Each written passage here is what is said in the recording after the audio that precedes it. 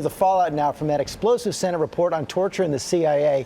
This document, more than 500 pages long, details the mistreatment of prisoners after 9/11, claims the agency misled the public and the president, but former officials are fighting back, saying the program did provide life-saving intelligence. ABC's Martha Rad is tracking all the developments from Washington. Martha, officials so worried this report would inspire new threats against Americans. Are we seeing anything yet? Well, George, U.S. military and diplomatic facilities overseas are on alert this morning for violent reactions, with some online jihadist calls for retaliation. And overnight, a State Department warning for Americans in Thailand and Afghanistan in particular, where some of the torture took place, to be on alert to anti-American hostility because of this graphic report.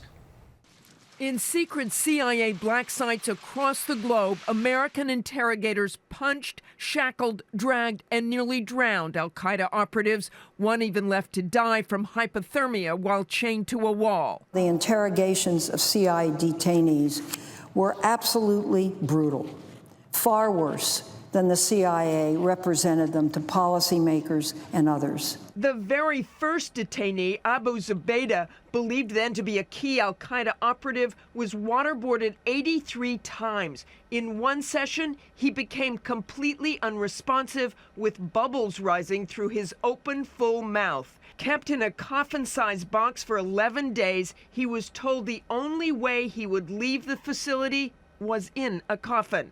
The Senate report concluding that despite the extreme interrogation, Zubaydah had no new information about future plots. In fact, Senate investigators said that torture did not play a part in getting any useful information, including finding Osama bin Laden.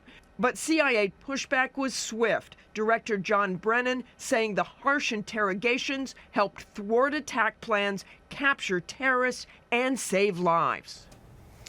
And three former CIA directors in the Wall Street Journal this morning calling the Senate report flat out wrong, a partisan attack on the agency that has done the most to protect America after the 9/11 attacks. George? They are fighting back hard. Okay, Martha, thanks very much. Now to President Obama. He chose not to make a public speech about the report, but he did address the subject last night in an interview with Jorge Ramos of Fusion. Is this the responsibility of President Bush? Did he betray American values? Well, as I've said before, after 9/11, I don't think that you can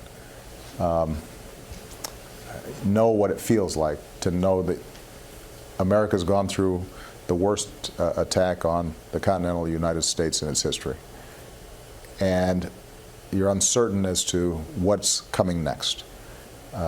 So there were a lot of people who did a lot of things right and worked very hard to keep us safe. But I think that any fair-minded person looking at this would say that some terrible mistakes were made. Let's bring in John Carl for more on this. And John, the president also banned torture, says we will not do this going forward. It's been banned since 2006 as well. But the president walking a very, very fine line on this whole subject. Sure, George. The White House is deeply conflicted on this. On one hand, you have the president's CIA director, as you heard Martha report, say that the program may have been harsh, but it worked. It saved lives. It helped in the hunt for bin Laden. It thwarted attacks. The White House, and I have pressed them repeatedly on this, does not say that.